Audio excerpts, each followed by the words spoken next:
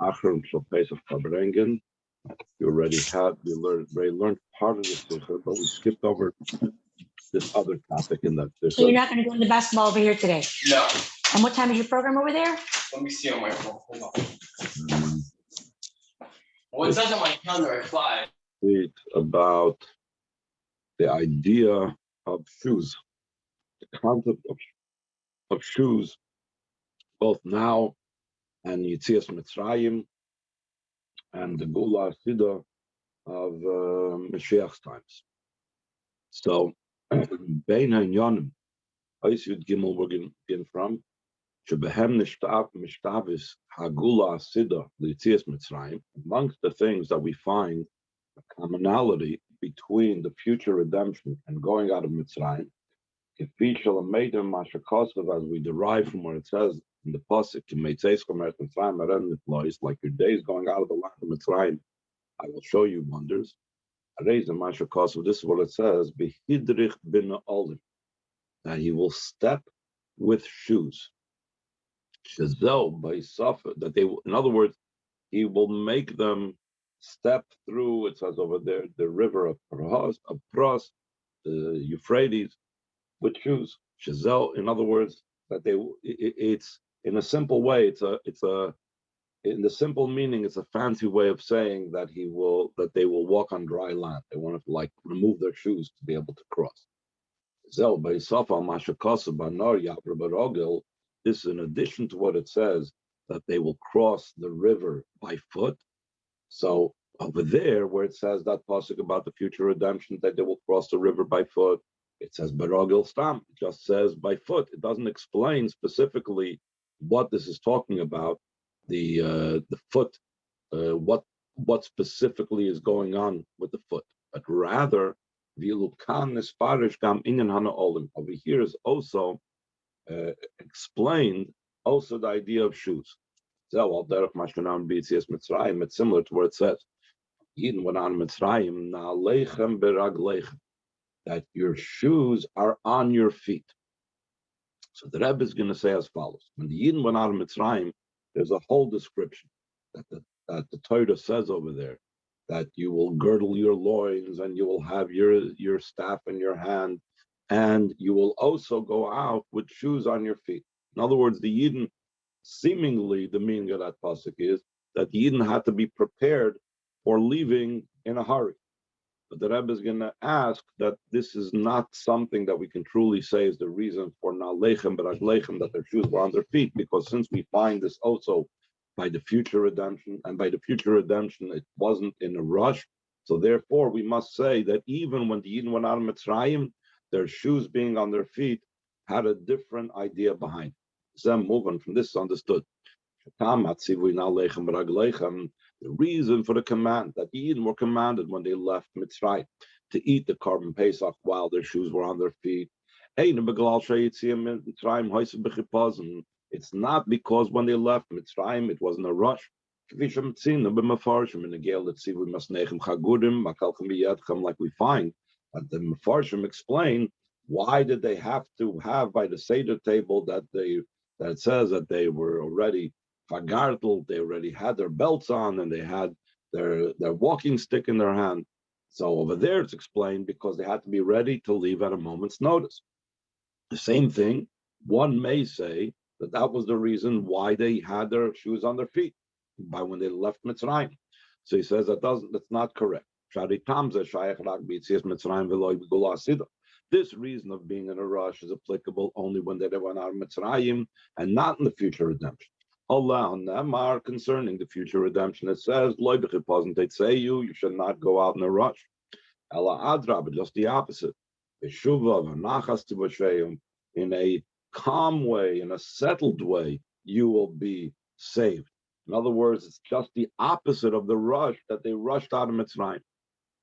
So therefore, the Rebbe is going to say that if we find a common denominator, since we find a common denominator between going out of Mitzrayim and the future redemption, so that must mean that the same reason that applies by the future redemption applies back by Yitzias Mitzrayim. You can't say When they went out of Mitzrayim, they went out with their shoes with their shoes on their feet because they were in a rush.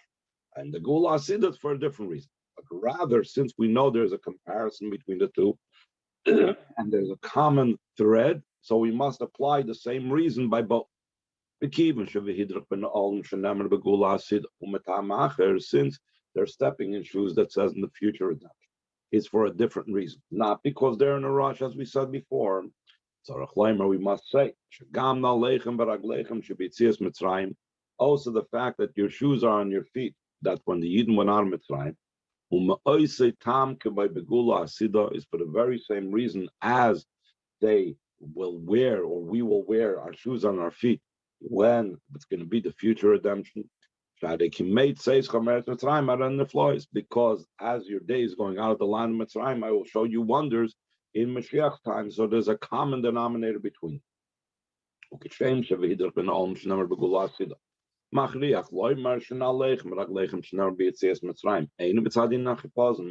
Just like the idea that they were stepping in, that they will step in shoes that says concerning the future redemption, force us to say that the wearing of shoes on their feet by going out of Mitzrayim is not because of the idea of rushing. So this also forces us to say it's not to protect themselves from thorns and similar types of items that can hurt their feet, or from snakes. That the since by the snake it says that you will step on him or you will kill him with your heel. Therefore, it's liable, it's possible that the heel can get hurt by the snake. So therefore, one might think that the reason for the wearing of the shoes is to protect themselves from snakes and scorpions and thorns, etc. So he says again the same type of way how we did a backwards type of understanding, just like we understood concerning that the wearing of the shoes was not because of they were in a rush to go out, because we compared it to the future redemption. The same thing, the idea of wearing shoes as a protection is also not something that we need to have it's also something that we will derive from the future redemption. Because this reason is applicable, that you can be worried about the thorns and so on, is only applicable when the Yidden went out of Mitzrayim. Since they went traveling the wilderness, and over there's thorns and other types of things and snakes. Like it says concerning the Eden's trip through the Midbar, the one who leads you in the desert, Achron, a place of snakes and poisonous snakes and scorpions. So a person should not be hurt by them. Especially when we're traveling with a rush.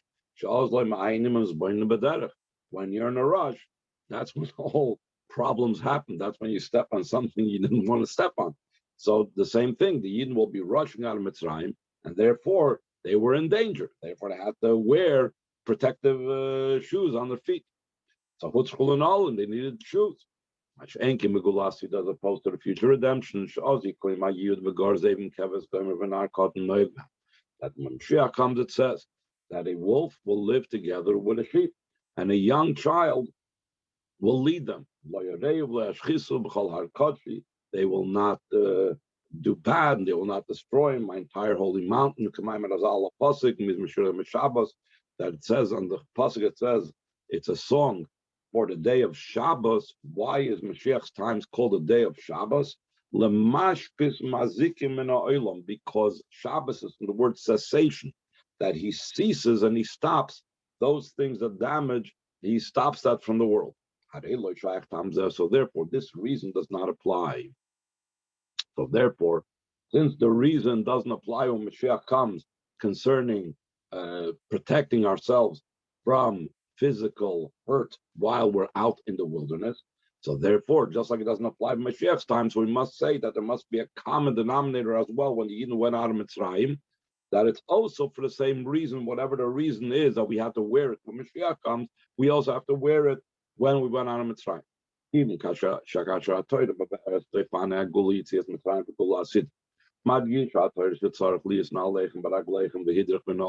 Torah emphasizes it has to be your shoes are on your feet, and he made you step in your shoes. How they move on, understood. Not for just some side reason, some reason of protection and so on, but it's a primary and core idea in the redemption. That's the theme of today's shir, the connection between shoes and redemption. This is what we promised you. But we need to understand. What's the connection between shoes and redemption? There's actually other Farbrengens where the Rebbe spoke about it. Maybe we'll get to those Farbrengens also at some time. And also we need to understand. Top of page Memdal. Do what's known. All the revelations of Moshiach's times. Dependent on our actions and our service for the entire duration of exile. Not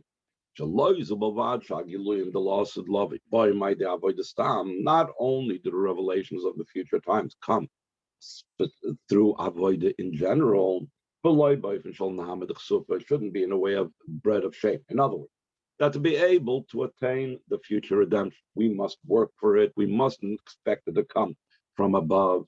In addition to that, we need to work for it. The service itself, the Rebbe always emphasizes, has to be similar to what's going to be the revelation.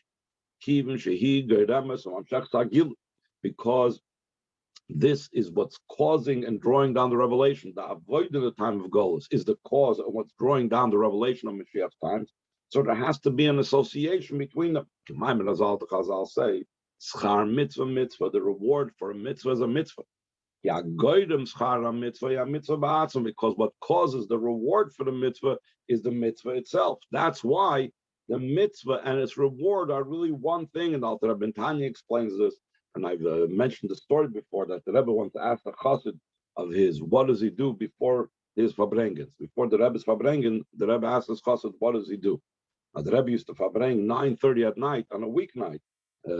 People used to work all day, come home, take care, help out maybe with the kids, whatever. 9:30 at night was already, a late time at night to start going to Farbrengen and be awake and be able to concentrate and so on. So he told the Rebbe, I laid down for a bit before the Farbrengen to prepare. So the Rebbe said, sleeping is a preparation for sleeping. Chassidus is a preparation for Chassidus. That was a word to the Rebbe then. But the point is, the preparation for Moshiach's times doesn't only have to be avoided, the Rebbe says, but whatever we're doing now that we're saying is preparatory for Moshiach's times must contain in it something that is similar to Moshiach's times. Since like the days of you going out from the land of Mitzrayim, I'll show you wonders, how you move, and it's understood.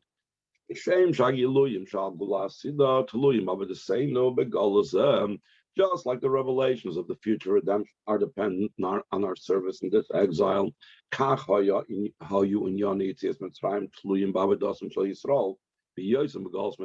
so too were the matters of going out of Mitzrayim dependent upon the avodah of the Yidden when they were in Geulah Mitzrayim. So here the Rebbe adds a new twist. The previous paragraph we've had many times, the Rebbe speaks about this, that what the Yidden are doing now, what we are doing now, must be somewhat similar to the revelations of Moshiach's times, and that's why it brings about those revelations of Moshiach comes. The same thing that Rebbe says, since Moshiach's coming is likened to the Geulah from Mitzrayim, so there must be something that took place in the times when the Yidden left Mitzrayim that prepared them, that was similar to the redemption, just like our avodah is similar to what's going to happen to the revelation when Moshiach comes. So the Rebbe says on line 9, but we need to understand. What is the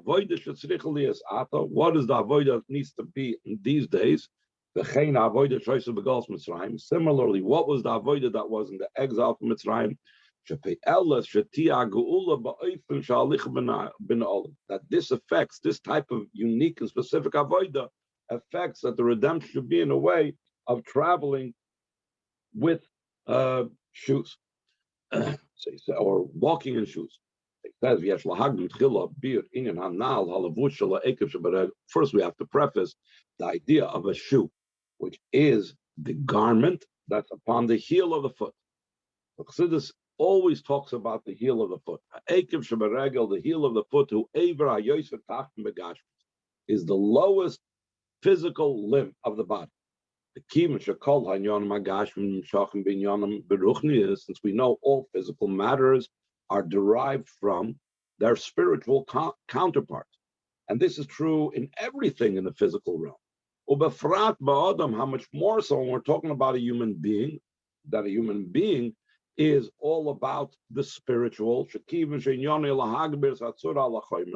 goal and the purpose of a human being is to have the spiritual, which in the expressions of philosophers is called the tsura, overcome the material. How much more so, and for sure, by a human being, matters of the material realm are dependent on matters of his spiritual component. And in movements, it's understood. What does the heel of the foot represent in the spiritual realm? In the spiritual realm, it represents the lowest and aspect of the spiritual. Okay, as it's known, the primary life force of a person is in the head. As opposed to the body, there is less life force in comparison to the head. And in the foot, the life force and vitality and energy is even less.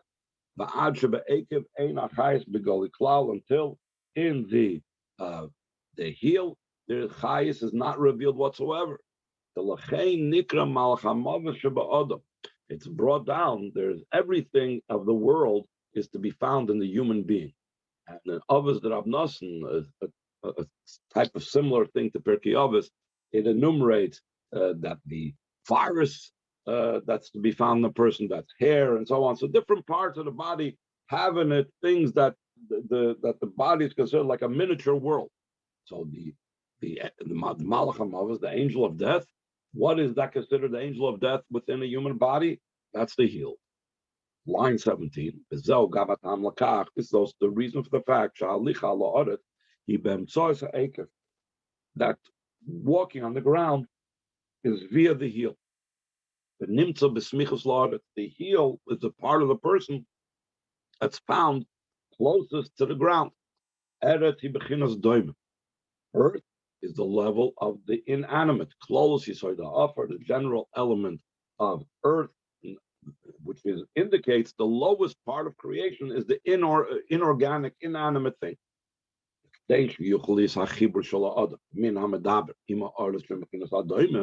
So that you'll be able to be a joining of a human being, which is the highest of the four kinds. There's medaber, there's chai, there's tzameach, there's daimim. There's human beings, there is animals, all types of animal life, then there's vegetation, and then there's the inanimate, inorganic. So you're making a joining between the highest of all the four kinds, the human being, the medaber, with the earth, with the earth that comes from the level of the inanimate. The is that they are at the ultimate distance one from another. So how do you do that? How does it come that the highest should come together with the lowest? So you need to find a part in the person. You need to find something in the person that relates somewhat to that lowest thing. So the chliyas memutza b'neiim, there needs to be like an intermediary between them. That's the heel. Because what's the significance of the heel? The heel is within the person, the least animated part of the person, the least alive part of the person. That's the difference between the four levels of medaber, chai, tzameach, daimim. Each one displays more energy than the one beneath it. The human being has the most life force and vitality in it. The animals, less than the human being. The vegetation, even less, and the inanimate, even less. So what part of the human being is able to connect with the earth? The least animated part of the person, the least alive part of the person. The heel, that the inanimate part of the person. Because in comparison to the person himself, he is inanimate. Like we said before, it's the inanimate part of the person. Therefore, it could be close to the ground. Something that is mamish, inanimate, truly inanimate. The ground, the earth is truly inanimate, and the ache of the heel is the inanimate part of the person. Therefore, it's possible for them to be at least close to each other. The Rebbe goes on line 21 to say, even when you're dealing with the lowest part of the human being, the heel of the foot, it still needs the shoe. Though the heel of the foot is the inanimate part of the person, it's through the foot the person is able to travel and walk on the earth. That which is truly inanimate, still in all, you cannot have direct contact. So there has to be a separation between the heel of the foot and the earth. This problem only concerns the foot, but the higher limbs and organs and the higher powers of a person, they don't even have any connection with the earth initially, that you need to be worried about their contact with the earth. The unique novelty over here is that even the inanimate part of the person, it already has a connection with the earth. There has to be something that separates between the person and the ground. But the idea behind this is line 27. The neshama is hewn out, chiseled out from under Hashem's throne of glory, and even higher than that. After the Eibishter brought it down to this world to become clothed in a physical body, so that there should be able to be the bond of the soul with the body. They need to have the earth. In other words, the earth is from which bread comes out, that the person's heart becomes satisfied and supported by it. So the earth, the physical lowest part of the person, the lowest part of the world, needs to contribute that the soul should be able to be joined with the body, because the earth gives forth the bread that causes that the soul can remain in the body. Without bread, without food, it will leave the body. So, in other words, the earth is necessary. The earth is important. The earth is crucial and vital for the neshama to be down here in this world. But though one needs to be involved in earthly matters, there has to be at that time a shoe, something that separates between the person and the ground. To be separated from earthly matters, to do so without any type of passion and enjoyment. Their heart is not in it. The Rebbe explains. Not only when it comes to earthly matters,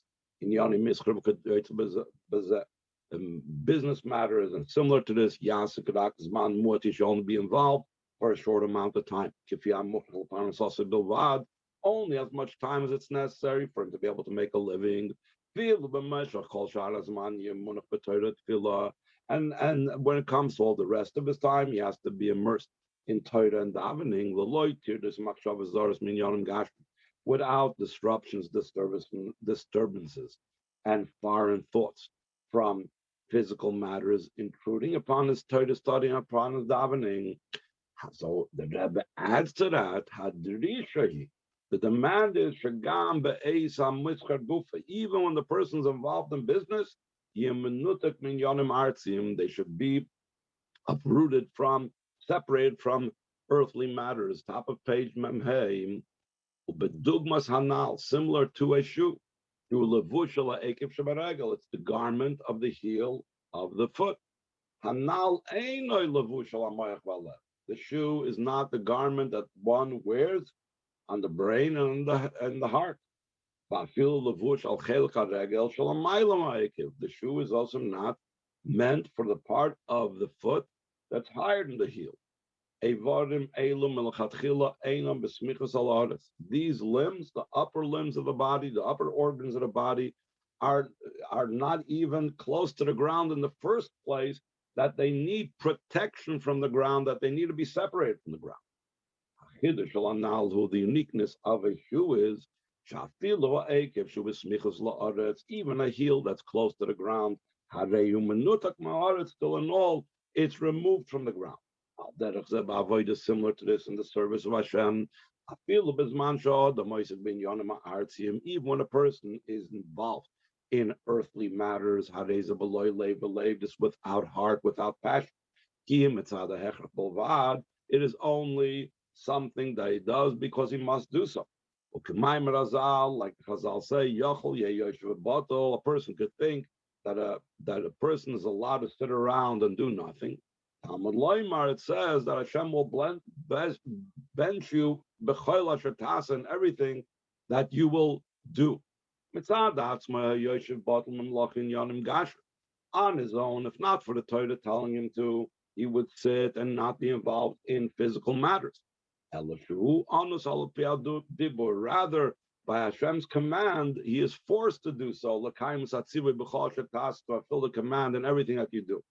So while a person is involved in the world, and he's involved in the world because Torah said so, because Hashem said so, but at that very same time, he doesn't do it with a passion, he doesn't do it with a full immersion, he does it wearing a shoe on his foot, separating himself and separating his involvement from the world to just do as much as necessary, and even that without a passion.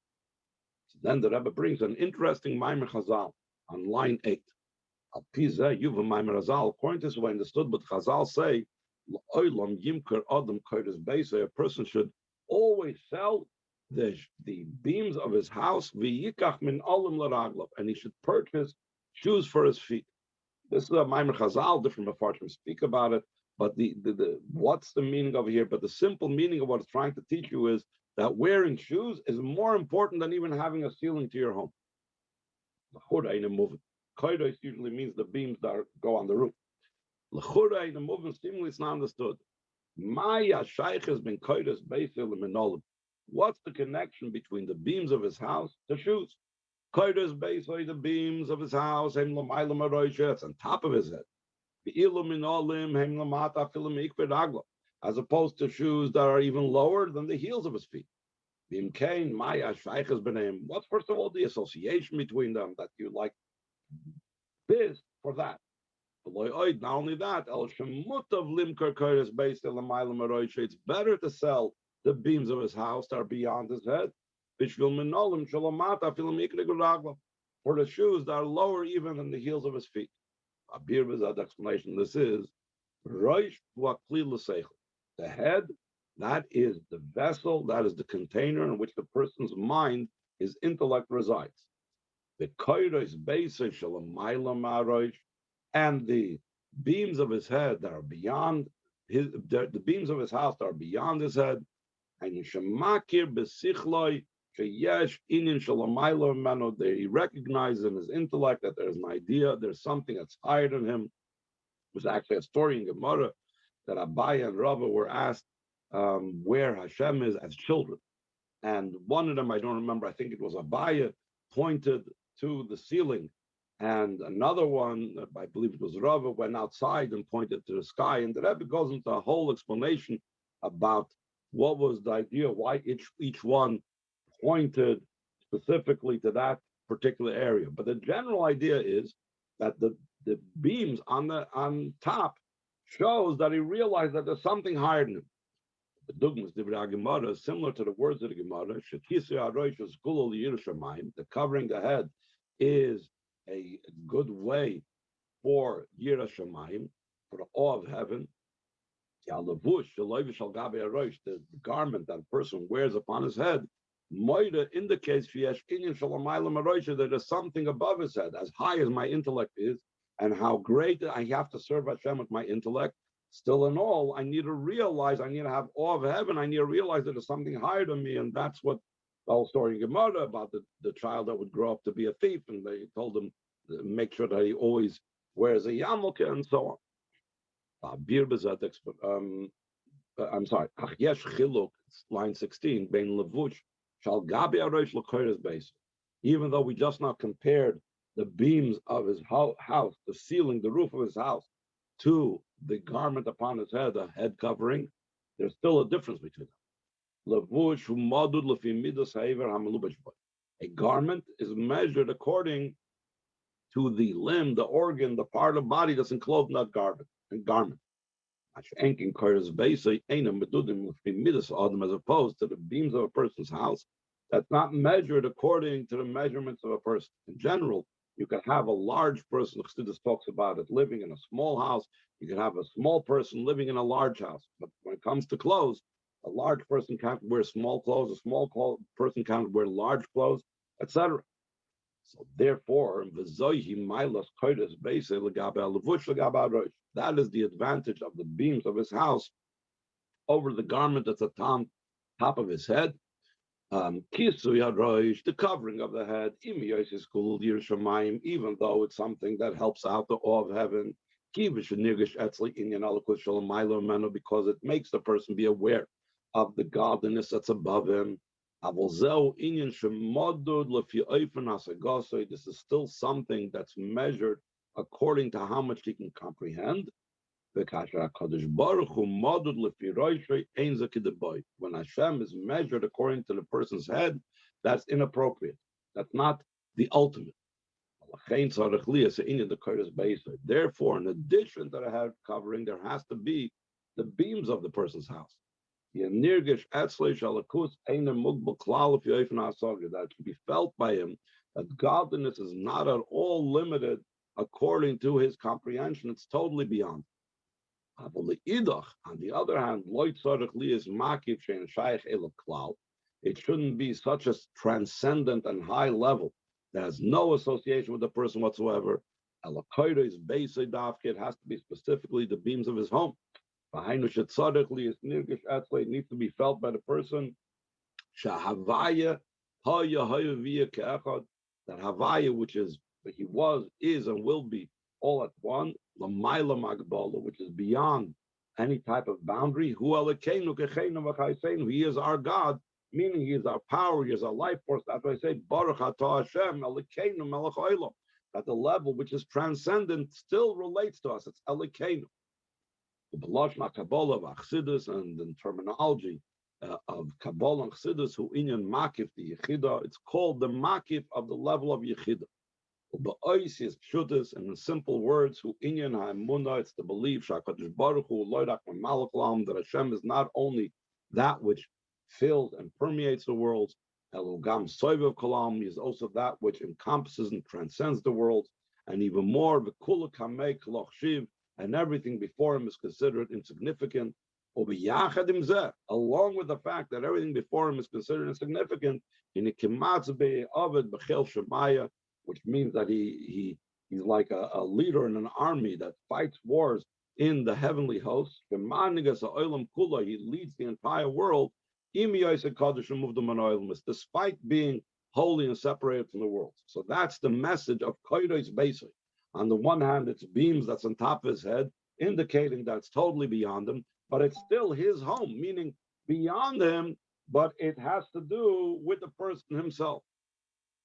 One of my mishpiyim, Yoel Khan, used to, I think, say that was, people used to say, the Rebbe is greater than this, greater than that, greater than this person, greater than that person. So he used to tell them back, the Rebbe is greater than him, her, that person, this person.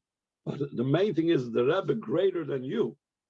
In other words, when we say how great the Eibishter is, we need to relate it back to me. That's Kodesh basic. That's the idea that it's beyond, but it's beyond having to do with me. In the Kodesh basic, so there should be able to be the idea of the beams of his house. This first begins with prefacing to put shoes on his legs, on his feet. That's why the Chazal say that a person should always sell the beams of his house and purchase shoes for his feet. When he's lacking the idea of shoes, so then even the beams of his house will not affect anything. Only after a person affects upon himself to rip themselves away from earthly matters.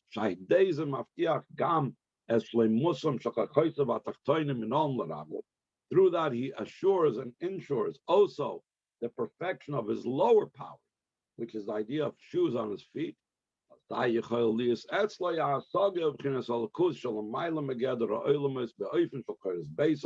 Then he can have a comprehension and appreciation in the levels of godliness that's beyond the whole category of worlds in the way of beams of his house, that